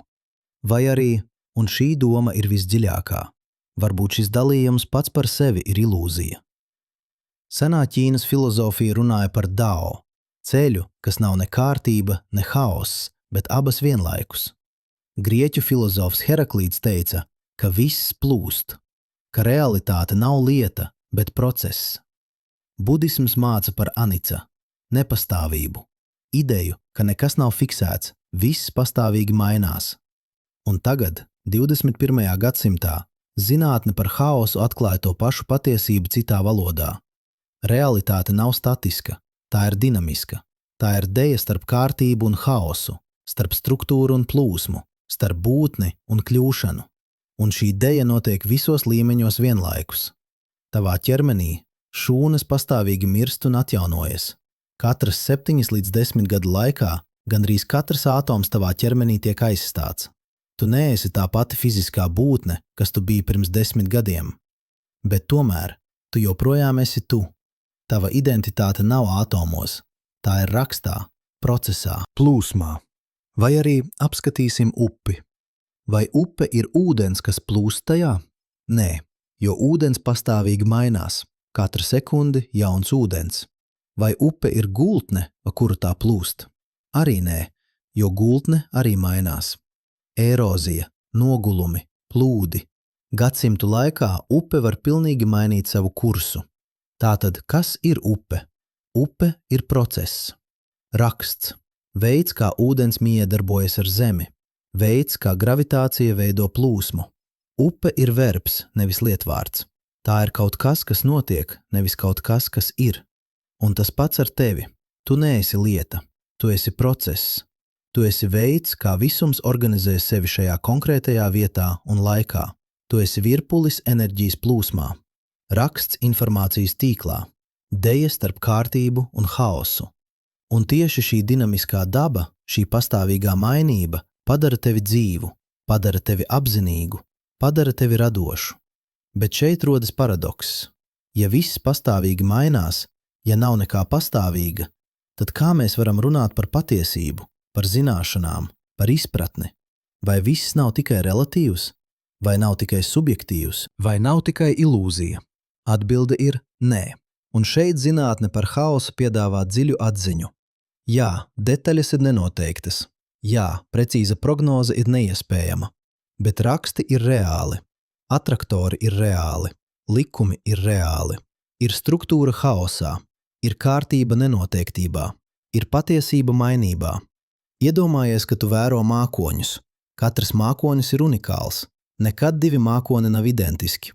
Un tomēr visi mākoņi seko tiem pašiem fizikālajiem likumiem. Visi veidojas no ūdens kondensācijas. Visi tiek veidoti ar vēja plūsmām. Visi seko fraktālai ģeometrijai. Tātad, lai gan katrs mākonis ir unikāls, ir universāli principi, kas nosaka, kā mākoņi veidojas. Tas pats ar dzīvību. Katrs organisms ir unikāls. Nekad divi organismi nav identiski. Pat identiski dvīņi atšķiras. Bet visi organismi seko tiem pašiem pamatprincipiem. Visi ir disipātīvas struktūras. Visi izmanto enerģijas gradientus. Visi attīstās caur variāciju un atlasi. Visi veido fraktālas hierarhijas. Ir universāli raksti, kas atkārtojas bezgalīgi dažādās formās. Un šie raksti nav nejauši. Tie nav patvaļīgi. Tie rodas no fizikālajiem likumiem, no matemātikas, no loģikas. Tātad, lai gan visums ir radošs, lai gan tas pastāvīgi rada jaunas formas, tas nav pilnīgi brīvs. Tas darbojas noteiktu ierobežojumu ietvaros. Un šie ierobežojumi rada struktūru, rada skaistumu, rada jēgu. Bet, un šis ir kritiskais punkts, šī jēga nav iepriekš eksistējoša. Tā nav kaut kas, kas pastāv pirms visuma. Tā rodas kopā ar visumu. Tā ir emerģenta. Tā ir process, nevis lieta. Un mēs, apzinīgas būtnes, esam daļa no šī procesa. Mēs neesam tie, kas atklāj jēgu, kas jau pastāv. Mēs esam tie, kas rada jēgu, kas vēl nepastāv. Un šeit mēs nonākam pie vissvarīgākā jautājuma. Ja mēs esam tie, kas rada jēgu, ja jēga nav kaut kas, kas tiek dots, bet kaut kas, kas tiek radīts, tad kāda jēga mums jārada? Kādu nozīmi mēs piešķiram savai eksistencei? Kādu virzienu mēs izvēlamies savai dzīvei? Zinātne nevar atbildēt uz šiem jautājumiem. Zinātne var pastāstīt mums, kā darbojas visums, bet tā nevar pastāstīt mums, kā mums vajadzētu dzīvot. Tas ir filozofijas, ētikas, mākslas uzdevums. Tas ir katra indivīda uzdevums, un tas ir gan brīvība, gan atbildība. Brīvība, jo nav viena pareizā atbilde. Nav kosmiska plāna, kam mums jāseko. Nav augstāka mērķa, kas mums jāsasniedz. Mēs esam brīvi izvēlēties, radīt, eksperimentēt, meklēt, un šī brīvība ir skaista. Tā ir dāvana, tā ir iespēja, bet arī atbildība, jo mūsu izvēles ir svarīgas. Tās ietekmē ne tikai mūs, tās ietekmē citus, tās ietekmē sistēmu, tās ietekmē nākotni. Un tāpēc mums jāizvēlas gudri, jāizvēlas līdzjūtīgi, jāizvēlas ar apziņu par sekām. Un šeit zinātne par haosu mums piedāvā vadlīnijas, ne noteikumus, ne likumus, bet principus. Pirmkārt, saprot sistēmu, apzinies, ka viss ir savienots, ka tava darbība rada viļņus, ka nelielas izmaiņas var radīt lielas sekas. Otrkārt, pieņem nenoteiktību. Apzinies, ka tu nevari kontrolēt visu, ka nākotne ir atvērta, ka ir telpa radošumam. Treškārt, mācies no atgriezeniskās saites, novēro rezultātus, pielāgojies, iterē, attīsties. Un ceturtkārt, vissvarīgākais, sadarbojies. Apzinies, ka tu neesi izolēta sala. Tu esi mezgls tīklā. Tu esi daļa no lielākas sistēmas. Un šīs sistēmas labklājība ir tava labklājība. Kad tu palīdzi citiem, tu palīdzi sev. Kad tu kaitē citiem, tu kaitē sev. Tas nav morāles spriedums. Tas ir sistēmiska patiesība. Bet šeit mums jābūt godīgiem. Mēs nezinām visu. Mēs nezinām, vai apziņa pastāv ārpus smadzenēm. Mēs nezinām, vai ir kaut kas pēc nāves. Mēs nezinām, vai visumam ir kāds galīgais mērķis. Mēs nezinām, vai mēs esam vienīgie visumā.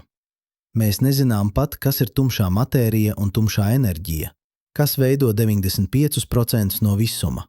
Un tas ir labi. Tas nozīmē, ka ir vēl daudz ko atklāt, daudz ko mācīties, daudz ko saprast. Zinātne nav pabeigta. Tā ir process, ceļojums, meklējums, un katrs atklājums atver jaunus jautājumus. Katrs atbildētais jautājums atklāj dziļākas noslēpumus. Varbūt mēs nekad nesapratīsim visu. Varbūt ir fundamentāli ierobežojumi tam, ko mēs varam zināt. Varbūt ir jautājumi, uz kuriem nav atbilžu. Vai arī varbūt, un šī doma ir tikpat iespējama, varbūt izpratne ir bezgalīgs process. Varbūt katrs līmenis izpratnes atklāj dziļāku līmeni. Varbūt visums ir fraktāls ne tikai telpā, bet arī jēgā. Bezgalīgi dziļš, bezgalīgi sarežģīts, bezgalīgi skaists. Un ja tā ir, ja izpratne ir bezgalīgs ceļojums, tad jautājums nav, vai mēs kādreiz sapratīsim visu. Jautājums ir, vai mēs turpināsim meklēt, vai mēs saglabāsim zinātkāri, vai mēs saglabāsim brīnīšanos, vai mēs saglabāsim vēlmi zināt. Un es ceru, ka atbilde ir jā, jo šī vēlme zināt, šī zinātkāre, šī brīnīšanās, tā ir viena no visskaistākajām lietām cilvēcē. Tā ir tas, kas mūs padara cilvēciskus, tas, kas mūs atšķir no citiem dzīvniekiem, tas, kas ļauj mums radīt zinātni, mākslu, filozofiju, kultūru. Un šī zinātkāre rodas no tā paša avota kā viss pārējais, no haosa, no nenoteiktības, no tā, ka mēs nezinām. Ja mēs zinātu visu, ja nebūtu noslēpumu, tad nebūtu jautājumu, nebūtu meklēšanas, nebūtu atklājumu. Dzīve būtu garlaicīga, paredzama, nedzīva. Bet tāpēc, ka ir haoss, tāpēc, ka ir nenoteiktība, ir arī brīnums, ir pārsteigums, ir iespēja. Katru dienu tu pamosties pasaulē, kas ir nedaudz atšķirīga. Katru dienu tu vari atklāt kaut ko jaunu, uzzināt kaut ko, ko tu nezināji, piedzīvot kaut ko, ko tu nekad neesi piedzīvojis, kļūt par kaut ko, kas tu vēl neesi. Un tas ir haosa dāvana. Ne stabilitāte, ne drošība, ne noteiktība, bet iespēja, potenciāls, brīvība. Brīvība kļūt, brīvība radīt, brīvība izvēlēties. Un šī brīvība, šī fundamentālā atvērtība ir visskaistākā lieta visumā. Bet atgriezīsimies pie tā, ar ko mēs sākām. Atceries, 37 triljoni šūnu tavā ķermenī. Katrs darbojas perfektā saskaņā. Katrs ir disipātīva struktūra. Katrs pastāv tikai pateicoties haosam, pateicoties entropijai, pateicoties pastāvīgajai slīdēšanai uz nekārtību. Un tagad tu saproti, ko tas nozīmē. Tas nenozīmē, ka tu esi nejauša. Tas nenozīmē, ka tu esi bezjēdzīga. Tas nozīmē, ka tu esi brīnums. Tu esi struktūra, kas ir radusies no 14 miljārdiem gadiem kosmiskās evolūcijas. Tu esi veids, kā visums organizē sevi. Tu esi visuma pašapziņa. Tu esi haosa bērns. Un katru sekundi, katru elpas vilcienu, katru sirdspukstu, katru domu, tu turpini šo procesu. Tu turpini radīt. Tu turpini transformēt.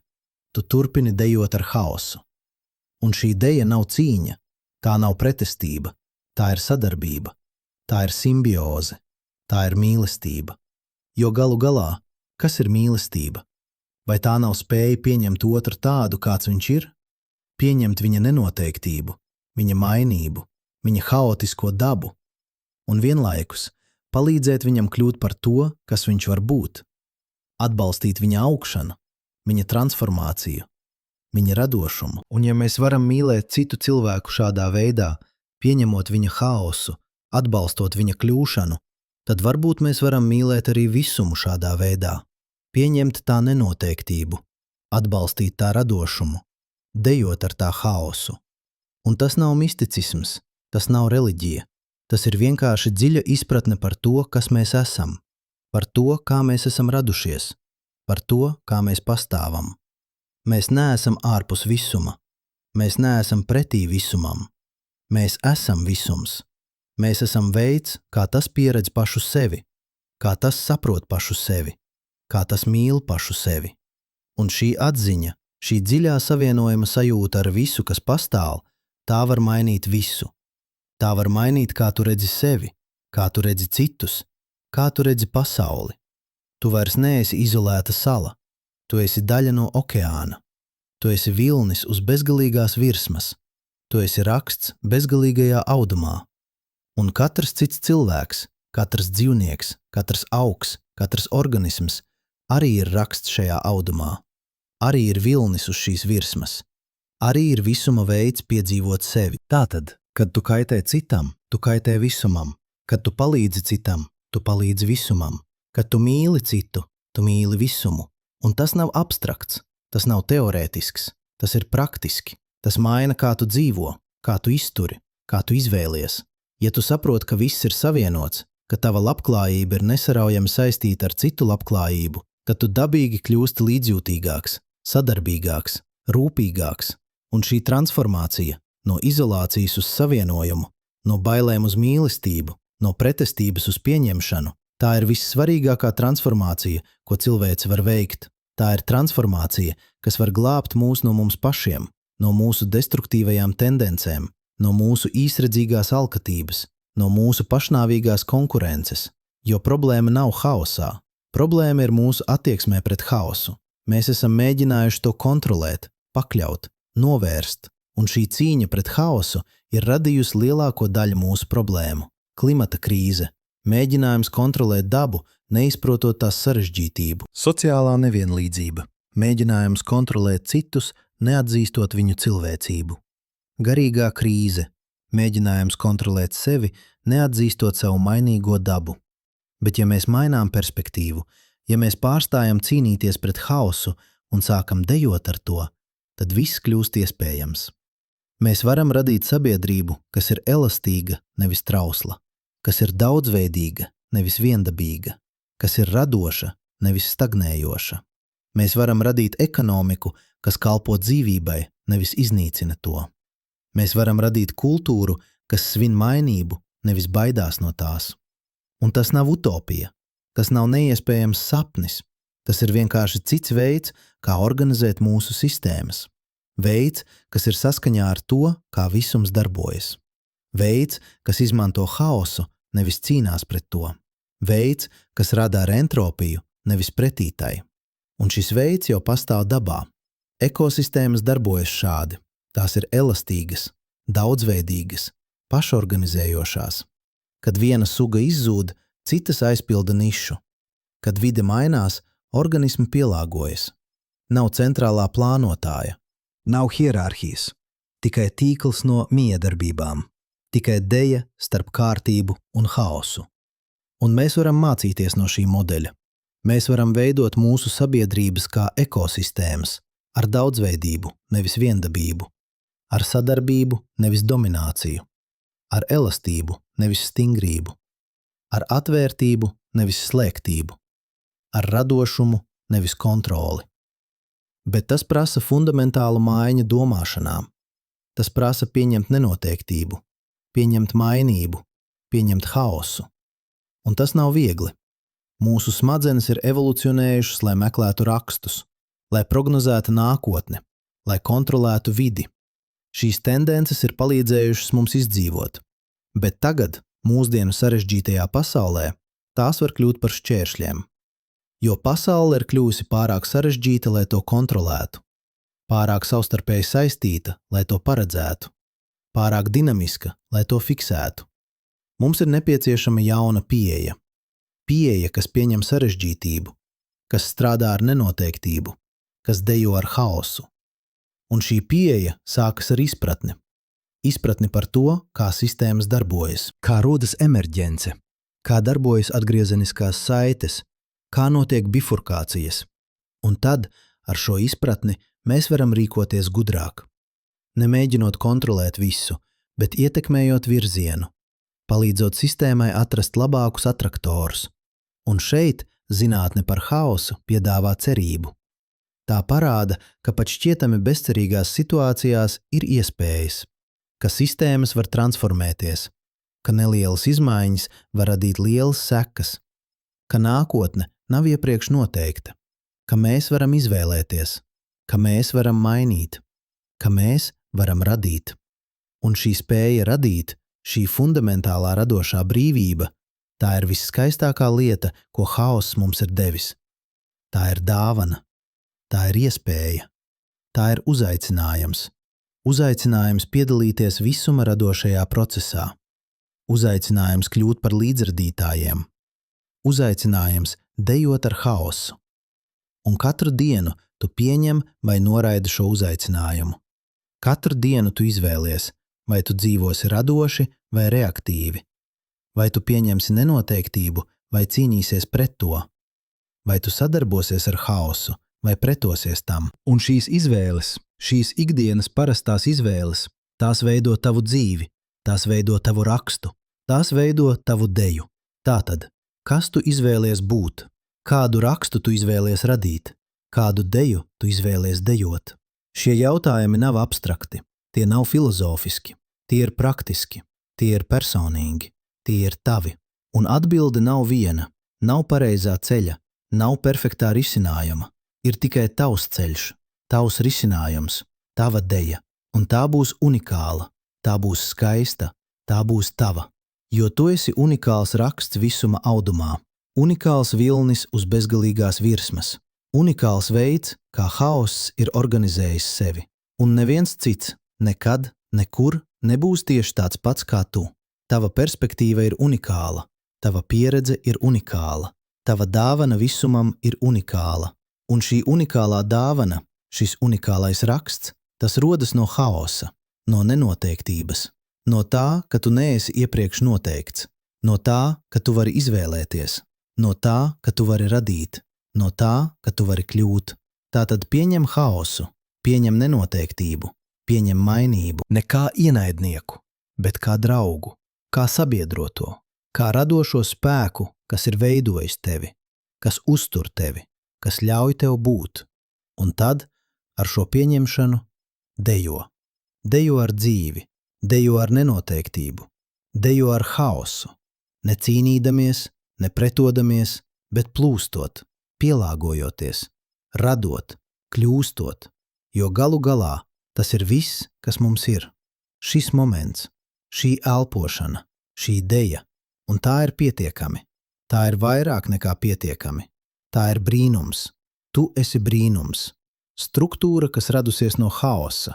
Kārtība, kas izaugusi no nekārtības. Apziņa, kas radusies no matērijas. Jēga, kas radusies no procesiem. Tu esi visuma veids piedzīvot sevi, saprast sevi, mīlēt sevi. Un katru sekundi, katru elpas vilcienu, tu turpini šo brīnumu. Tu turpini radīt, tu turpini kļūt, tu turpini dejot. Tātad dejo. Dejo ar visu savu sirdi. Dejo ar visu savu dvēseli. Dejo ar visu savu būtni. Jo šī deja, šī radošā, haotiskā, skaistā deja, tā ir dzīvība, tā ir apziņa, tā ir mīlestība.